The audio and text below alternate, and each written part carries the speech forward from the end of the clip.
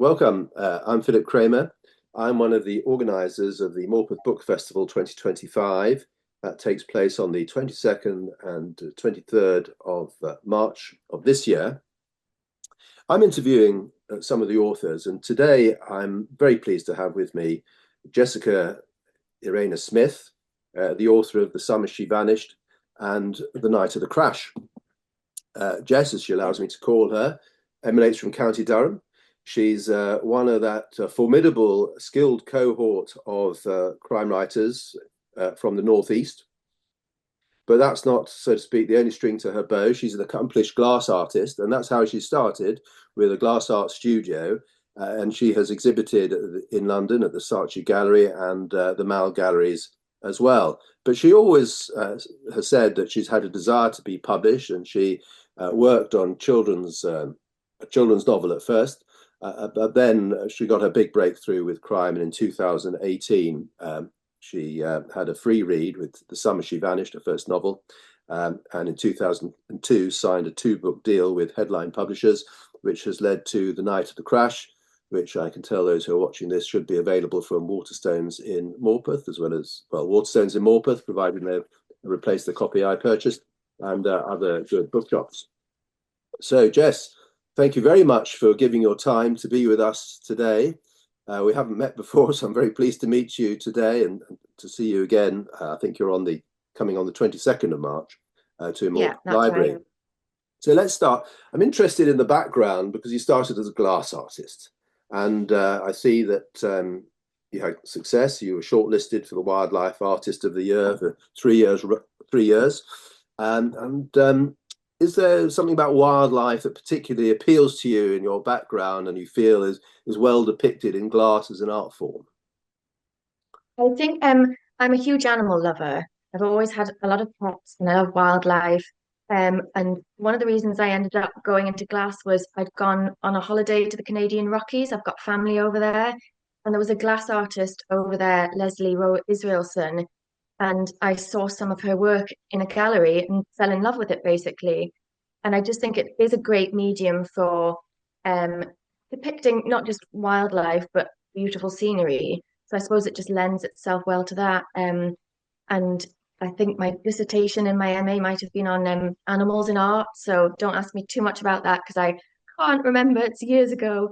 But yes, it's always been a huge thing in my artwork.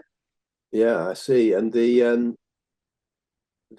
concentration and sort of the time you have to be able to work on your own doing the glass, does that help with the novel writing as well?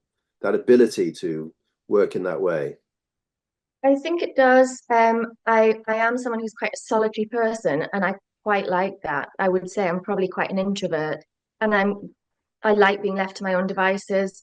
And there's a lot of kind of monotonous glass cutting and filling kilns and things. So there's a lot of time for thinking. So even on days when I'm not writing, if I'm doing my glass work, things can be ticking over in my mind, and I can be thinking about plots. And it also gives me time to listen to audiobooks and podcasts. And I'm a huge podcast lover. So really, I like nothing better than spending my time just listening to back hours on end podcasts while I work. I hope you listen to this on a continuous loop. I And will do. what was your motivation? Why did you get into novel writing? What prompted you to do that? The only real reason was I had an idea for a story, and it was the children's story that you mentioned. I graduated from my MA in glass in 2009 and went straight into being a self-employed glass artist. And a little naively, perhaps, I decided I needed a fallback plan in case being a glass artist didn't work out. It's quite a precarious career choice. And so I said to my mum, I've had this idea for a children's novel, so I'm going to write a children's novel alongside my glasswork.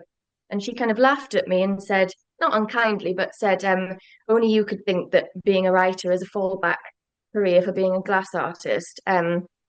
So I really went straight into being a glass artist. I worked as an artist by day, and then by night, I started writing my children's novel, which was inspired by my time at the Glass Centre and the magical world of glass blowing. So it really just went from there. And I think without having that idea, I don't know that I ever would have written at all, or continued for all the years that I have done until I've got to this point. But I'd like to take you actually to the points that you've reached, because I think that will be interesting to other people who may be interested in writing, because we've touched upon how you got to the stage you are, but I want to close that in more detail. Firstly, the children's novel 2017 that got something called a free read, and I think you won some award for it as well. Is that right? So yes, the children's novel, I got a Northern Writers Award for children's fiction from New Writing North. I think that was in 2016. And then that led to what is called free read by a literary consultancy called the TLC Literary Consultancy. They're based in London, and there are kind of businesses and organizations that help wannabe authors by reading their manuscripts and giving them feedback on it, how to improve, how to get an agent. And normally you pay, and it can be quite expensive. But obviously, as a self-employed glass artist and a struggling writer, New Writing North put me forward for what was called a free read from the TLC agency. And they were kind enough to send it to one of their readers who read it and gave me some excellent feedback on it. And then that led to, I can't remember how long afterwards, but sometime afterwards, everybody who'd been awarded a free read by the TLC agency got asked if they would like to submit an extract of work for this TLC free reads anthology, which was going to be published. And I said, well, I'd love to submit something, but I was working on my first adult novel. So did it have to be my children's book that I got the free read for, or could I submit a bit from my new work, kind of test the water? And they said, yes, go ahead. And it was one of the ones that got picked to be published in the anthology. So that was it was my first time I'd been published in anything. And it was a really big step, I think, on the path to publication. It had a different title at the time, but that was the book that became my first book that got published.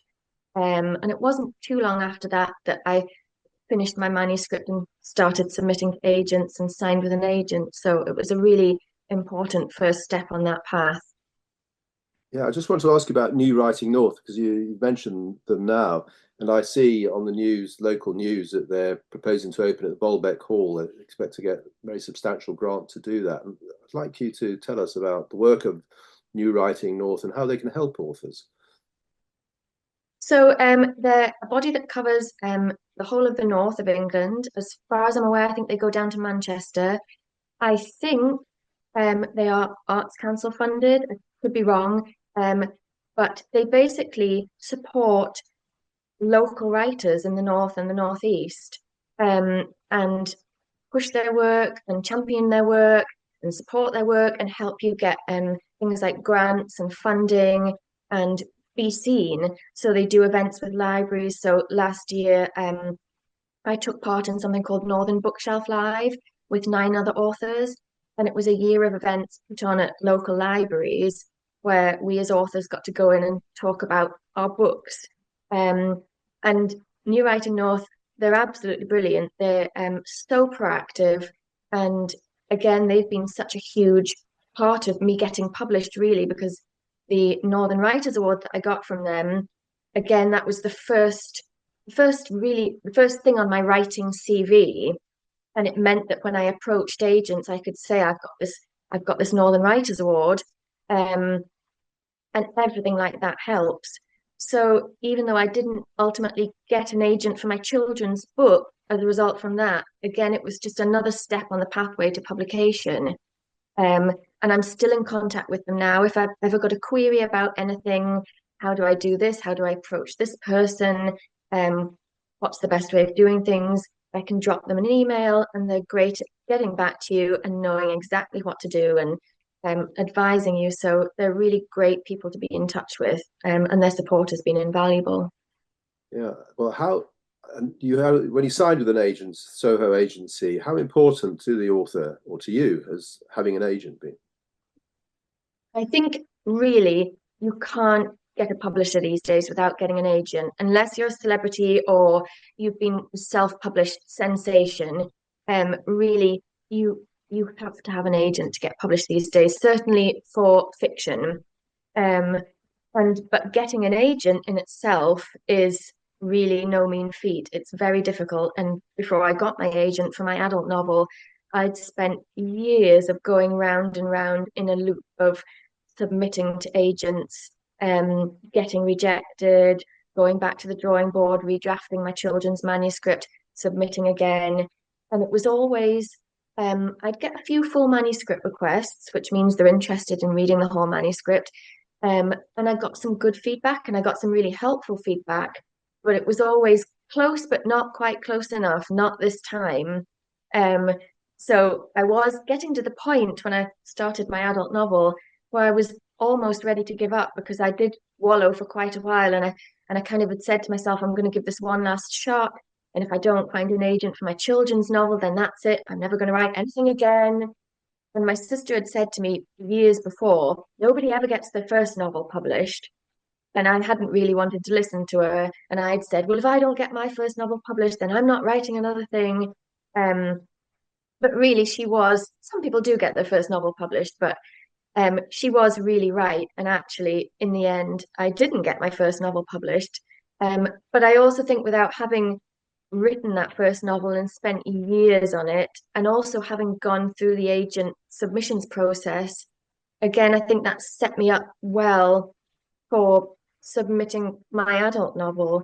So, and I don't think I would have ever started writing my adult novel had I not written a children's novel first. So I kind of feel like it all worked out in the end how it was meant to be. Yeah, well, I suppose thank goodness for your sister and Well, getting you to persist. Now, many authors stick to writing about what they know, and locally we've got L.J. Ross. Mia Harnett, yeah. of course, is appearing at the festival and is the patron of the festival. But you set your novel not in Sunderland or Durham, but you set it, both your in the United States. And I just wonder how you give it that authentic ring. But it's certain, I'm having sort of started to read the second novel. It certainly is very authentic. As soon as you realize where it's set, you don't even need to be told that this is in the United States. It's evident from the writing.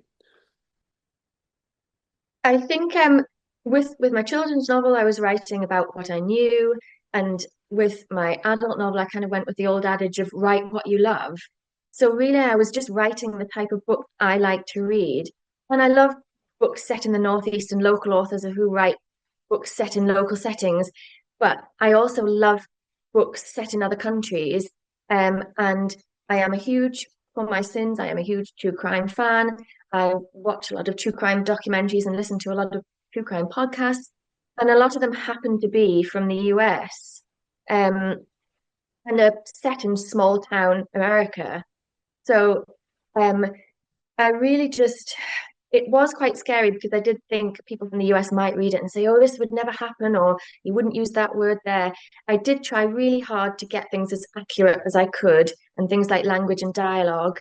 Um, and then I also, both the small town settings in both novels are fictional towns. So I think that's quite important to mention. So you have a bit of artistic license and a bit of leeway. Nobody can come along and say, that's not what that town's like because it's fictional. And both my characters have one British parent and one American parent. So again, that gives me a bit of leeway.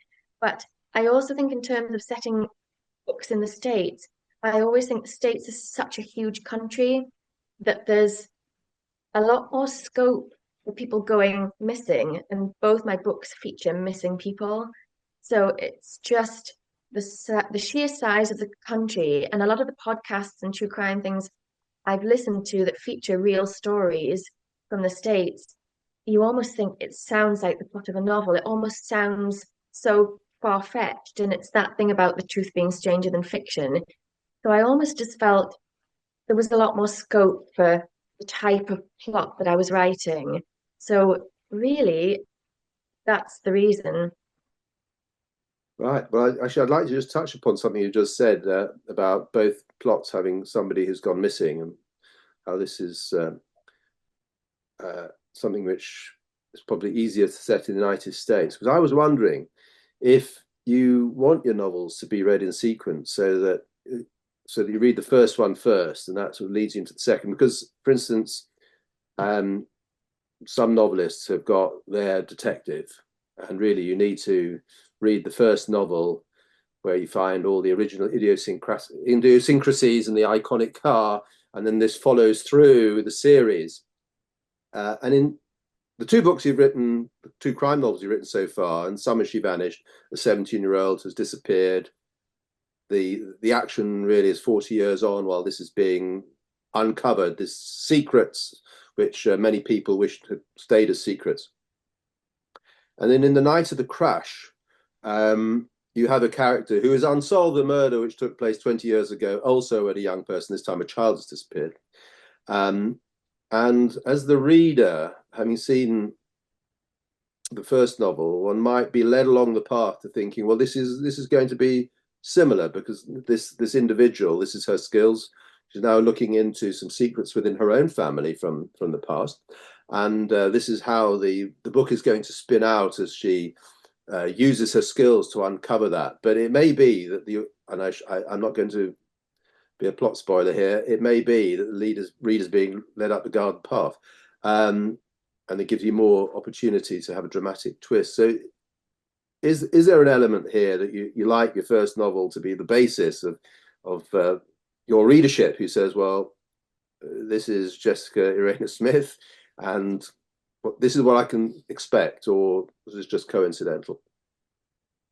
I think that's a really interesting question, and one that nobody has ever kind of pointed out to me before or asked about. And it actually, there is no intention for people to read the first one first and the second one second.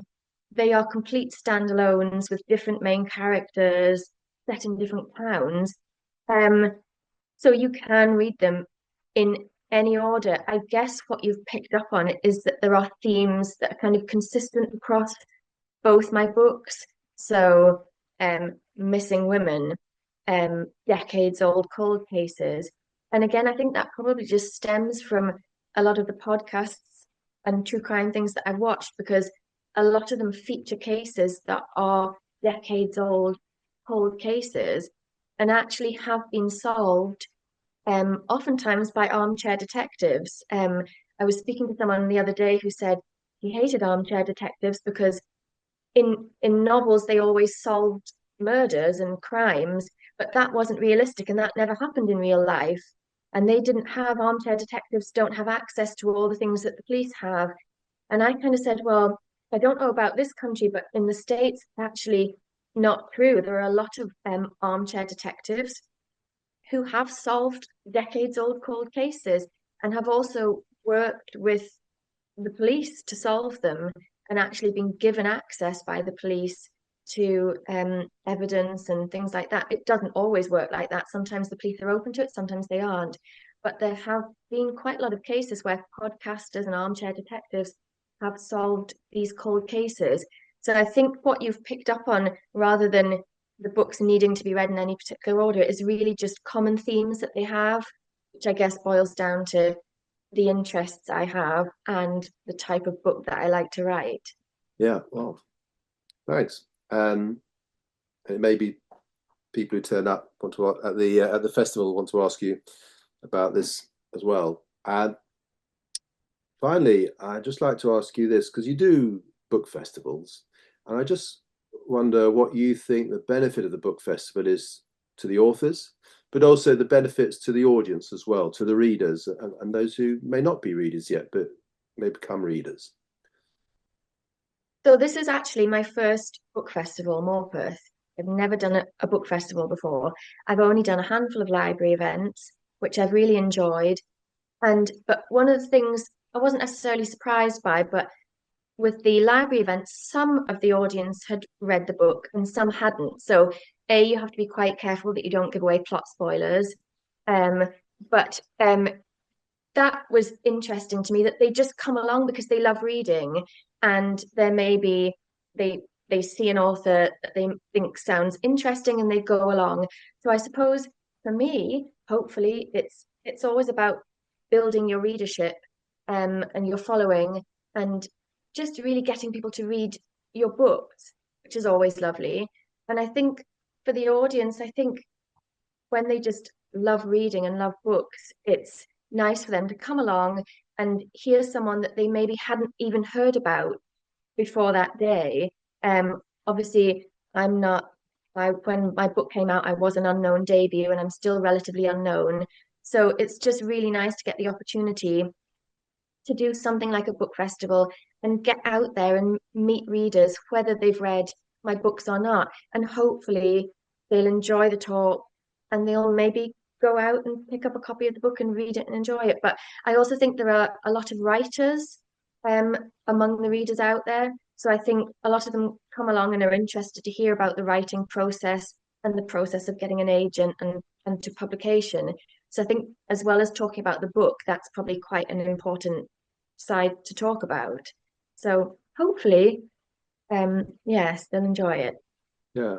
Well, I think as somebody's attended the last one, that it does, last festival, it does open up your vistas as to what you might read. You come across books you wouldn't otherwise have read. And I think that's really helpful because many of us, our reading lists are determined by what we find on the charity shop shelves. So to Yeah, actually want to read a particular book and go out and buy it is quite refreshing, really. So yes. listen, thank you very much for joining us and giving up your time. Thank you for We having look me.